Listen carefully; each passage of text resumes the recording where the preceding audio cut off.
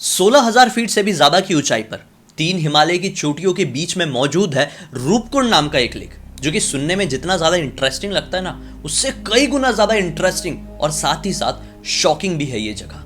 रूपकुंड नाम का एक ऐसा लेक है जहां पर एक या दो नहीं बल्कि 800 से भी ज्यादा नर कंकाल आज तक बरामद हो चुके हैं। लेकिन सोचने वाली बात है ना कि इतनी ज्यादा ऊंचाई पर कैसे इतने सारे नर कंकाल या फिर इतने सारी मात्रा में लोग वहां पर पहुंचे और एक साथ सभी की मृत्यु हो गई। नमस्कार दोस्तों, ब्लडी सत्य के आज के हैरान कर देने वाले खौफनाक एपिसोड में आप सभी लोगों के सामने एक ऐसी जगह की मिस्ट्री की जानकारी लेकर आ गया हूं जिस जगह के बारे में आप लोगों ने बेशक कई बार सुने होंगे, लेकिन शायद आप लोगों को पूरी कहानी इसके पीछे की नहीं पता। और ये जगह का नाम है रूपकुंड। दरअसल सन 1942 की बात है। एक फॉरेस्ट गार्ड हिमालय की चोटी की चढ़ाई कर रहे थे। इसी चढ़ाई में उनके पैर पड़ते हैं रूपकुंड नाम की जगह में। देखने में ये जगह बहुत ही ज्यादा नॉर्मल दिखाई दे रही थी, लेकिन अचानक से उनकी नजर एक बहुत ही अजीबोगरीब चीज पर पड़ी, और वो अजीबोगरीब चीज थी एक नरकंकाल की खोपड़ी। वो ये नजारा देखकर काफी ज्यादा घबरा गए। जब अपनी नजर उसके आसपास थोड़ी दौड़ाए तो क्या पाते हैं, वहां पे एक दो नरकंकाल नहीं बल्कि काफी ज्यादा मात्रा में लगभग 800 से भी ज्यादा नरकंकाल मौजूद है। ये दिखने में बहुत ही ज्यादा क्रीपी दिखाई दे रहा था, बहुत ही ज्यादा डरावना था। ये बात बहुत ही जल्द पूरी दुनिया वालों के सामने आ गई। जब ये बात दुनिया वालों के सामने आई तो लोग ये कहने लगे कि दरअसल ये एक पैंडेमिक के टाइम पर हुआ था। ये पैंडेमिक आई थी और इतने सारे लोगों की वहां पर मौत हो गई थी। बहुत सारे लोगों ने ये कहा कि ये एक रिचुअल का कमाल है जिसमें बहुत सारे लोगों ने खुद की खुशी कर ली। ये उन्हीं के नरकंकाल है। लेकिन आसपास के लोगों के लोक गीतों और लोक कथाओं को ध्यान दें तो उनका ये कहना था कि एक राजा के प्रजा के नरकंकाल है। दरअसल उनकी लोक कथाओं के हिसाब से कन्नौज के राजा अपनी प्रेग्नेंट वाइफ और अपने कुछ सर्वेंट्स के साथ नंदा देवी दर्शन के लिए जा रहे थे।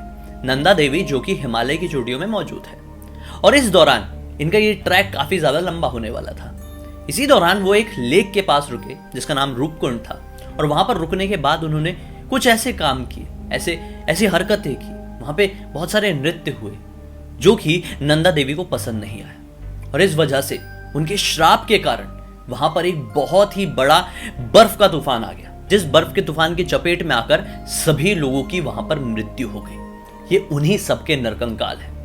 बहुत सारे लोग तो इस लोक कथा के ऊपर विश्वास किए, लेकिन बहुत सारे लोग जैसे कि साइंस और साइंटिस्ट इस चीज के ऊपर विश्वास नहीं किए। सभी लोग इस चीज के ऊपर रिसर्च करना चाहते थे। लेकिन 1943 की ठंड जो आई तो ये रूपकुंड वाली जगह पूरी तरह से बर्फ से भर गई, और इन नरकंकालों के ऊपर चाहकर भी रिसर्च किया नहीं जा सका। लेकिन सन 1955 की बात है, वहां की बर्फ भी थोड़ी कम हुई तो वही फॉरेस्ट गार्ड अपने कुछ लोगों के साथ फिर से रूपकुंड में पहुंच गए। इस बार उन्होंने जो नजारा देखा वो काफी ज्यादा डिफरेंट था। उन्होंने पिछली बार 1942 में जो वहां पर नरकंकाल देखे थे वो काफी सारे एक साथ मौजूद थे, लेकिन 1955 में जब वो अपने लोगों के साथ वहां पर पहुंचे तो वो नरकंकाल बिखर चुके थे, और जितने पिछली बार दिखे थे उससे काफी कम दिखाई दे रहे थे। ये काफी ज्यादा घबरा गए कि कैसे पॉसिबल हो सकता है। 16,000 की फीट की ऊंचाई में ऐसे ही तो लोग आसानी से नहीं पहुंच सकते, इनके साथ छेड़खानी नहीं कर सकते। यहाँ पर काफी ज्यादा कई बार ठंड के कारण खतरनाक वाली धुंध छा जाती है, इस वजह से तो लोग एक दूसरे को भी नहीं देख सकते। तो यहाँ पर आके इन नरकंकालों के साथ छेड़खानी करना इतना आसान तो हो नहीं सकता।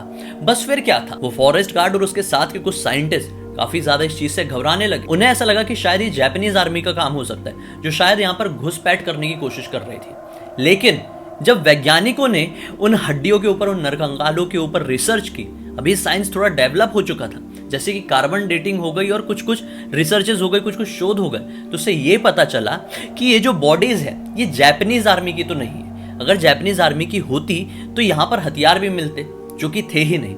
नरकंकालों के ऊपर रिसर्च करके ये पाया गया कि ये नरकंकाल केवल आदमियों के नहीं थे बल्कि औरतों के भी थे और बच्चों के भी थे, तो ये काम बिल्कुल भी आर्मी का नहीं था। लेकिन सन 1955 में किए हुए शोधों में एक और हैरान कर देने वाली बात सामने आई, ये कि ये जो नरकंकाल है ये आज से लगभग 800 साल पुराने हैं। सभी लोग हैरान हुए कि आज से 800 साल पहले इतनी हाइट में कौन आया था। ना चाहकर भी वो फॉरेस्ट गार्ड और उनके साथ मौजूद वो वैज्ञानिक उन लोक कथाओं के ऊपर, उन लोक गीतों के ऊपर विश्वास करने लगे कि हो ना हो ये राजा की ही प्रजा थी जिनकी मौत नंदा देवी के श्राप की वजह से हो गई। शायद उन लोगों ने काम ठीक नहीं किए थे, यहाँ पर पहुंचने के बाद कुछ ऐसी हरकतें की थी जिससे देवी जी क्रोधित हो गई और यहाँ पर एक बहुत ही बड़ा बर्फ का तूफान और सभी लोगों की एक साथ मृत्यु हो गई। लेकिन सन 1978 की बात है, बनारस हिंदू यूनिवर्सिटी में विलियम एस नाम के एक साइंटिस्ट अपनी पढ़ाई पूरी करने के लिए आए थे। जब वो यहाँ पर पहुंचे तो उन्हें इस रूपकुंड के बारे में पता चला। उन्होंने कुछ लोगों की टीम बनाई और अपने दोस्तों के साथ वहां पर पहुंच गए। जब वहां पर 1978 में वो पहुंचे और रिसर्च की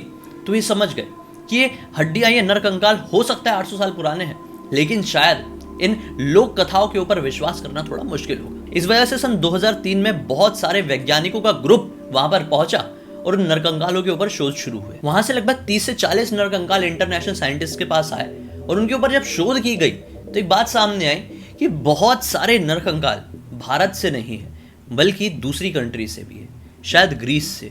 लेकिन जब लोक कथा और लोक गीतों की तरफ जाओ तो वहां पर कहीं भी दूसरी कंट्री के बारे में जिक्र नहीं होता है। यह बात और भी ज्यादा अचंभे में डाल रही थी ऐसे लोगों को जो कि लोक कथाओं के ऊपर विश्वास करते थे। एक और चीज हैरान कर देने वाली पता चली कि ये सारे के सारे नरकंकाल 800 साल पुराने नहीं है। काफी सारे 800 साल पुराने, काफी सारे 500 साल पुराने, काफी सारे 300 साल पुराने और काफी सारे 150 या 200 साल पुराने हैं। लेकिन यहां पर जो नंदा देवी के दर्शन के लिए जो भक्तगण जाते थे ये 15वीं शताब्दी से शुरू किए थे। तो फिर आज से 800 साल पहले रूपकुंड की तरफ चोटी की चढ़ाई कौन कर रहा था? ये बात जब दुनिया वालों के सामने आई तो दुनिया वाले इस मिस्ट्री में और भी ज्यादा कंफ्यूज हो गए। जब 2003 में इंटरनेशनल साइंटिस्ट का ग्रुप यहाँ पर पहुंचा था अपनी खोज करने के लिए तो उन्होंने यहाँ पर इतने सारे नरकंकाल तो पाए ही थे, लेकिन रूपकुंड के किनारे में उन्हें एक बड़ी सी चट्टान दिखाई दी। उस बड़ी सी चट्टान के नीचे इन्हें एक लाइफलेस बॉडी भी बरामद हुई जो कि ऐसे हालत में थी कि जिस शरीर में हड्डियों के साथ साथ मांस के काफी सारे हिस्से भी मौजूद थे। जब उस डेड बॉडी के ऊपर रिसर्च किया गया तो क्या पाया गया कि वो भी लगभग 800 साल पुरानी है। सबके पैरों तले फिर से जमीन निकल गई कि भाई अगर कोई बॉडी 800 साल पुरानी है तो उसके शरीर में आज भी कैसे मांस बचा हुआ है। आज के टाइम पे भी काफी सारे लोग नंदा देवी के दर्शन के लिए जाते हैं और रूपकुंड के कारण ये जगह और भी ज्यादा प्रसिद्ध हो गई है। बहुत सारे लोग उस लोक कथा जो कि कन्नौज के राजा से रिलेट करती है उसके ऊपर विश्वास करते हैं। तो बहुत सारे लोग ये कहते हैं कि यहाँ पर जो इतने सारे नरकंकाल हैं ये सिर्फ कोइंसिडेंटली यहाँ पर पहुंचे हैं। अलग अलग इवेंट्स पे अलग अलग लोग इस पहाड़ की चढ़ाई कर रहे थे, उसी दौरान वो शायद यहाँ पर फंस गए और सभी लोगों की मृत्यु हो गई। लेकिन इतना बड़ा कोइंसिडेंट केवल 1 या 2 बार होते हैं, लेकिन 800 से ज्यादा बार कोइंसिडेंट नहीं हो सकते। लेकिन अगर ये कोइंसिडेंट नहीं है तो फिर कार्बन डेटिंग में ये चीज क्यों सामने आ रही है कि ये सारे नरकंकाल अलग अलग समय पर यहाँ पर पहुंचे? और अगर अलग अलग समय पर यहाँ पर पहुंचे हैं तो क्यों इतने सारे लोगों की मृत्यु संदिग्ध तरह से केवल इसी जगह पर हुई है? ये चीज शायद आज तक कोई नहीं समझ पाया और शायद आने वाले समय तक भी कोई समझ नहीं पाएगा, क्योंकि इस चीज के अंदर जितना भी घुसो, इसे जितना भी समझने की कोशिश करो, उतना ही ज्यादा कंफ्यूजन क्रिएट होता है और उतनी ही एक बड़ी मिस्ट्री सामने आकर खड़ी हो जाती है। इस चीज के ऊपर आपकी क्या राय है? क्या हो सकता है रूपकुंड का रहस्य? अपनी राय कमेंट सेक्शन में जरूर बताइए। अब तक इस वीडियो को देखे हैं तो लाइक जरूर कर देना, चैनल को सब्सक्राइब करके बेल आइकन दबा के ऑल के ऑप्शन में क्लिक करना, क्योंकि इस तरह के हैरान कर देने वाले अनोखे वीडियो आप लोगों के सामने डेली लेके आते रहता हूँ। इनसा की लिंक इस वीडियो के डिस्क्रिप्शन बॉक्स में मिल जाएगी, क्लिक करके डायरेक्टली वहां पर पहुंच जाना। और इसी तरह की कोई भी कहानी या टॉपिक है तो लिख भेजना, हो सकता है मेरा अगला वीडियो आप लोग की कहानी के साथ ही बन रहा हो। चलिए कल फिर से मिलता हूँ, तब तक के लिए बहुत बहुत धन्यवाद। आप लोग का दिन शुभ हो।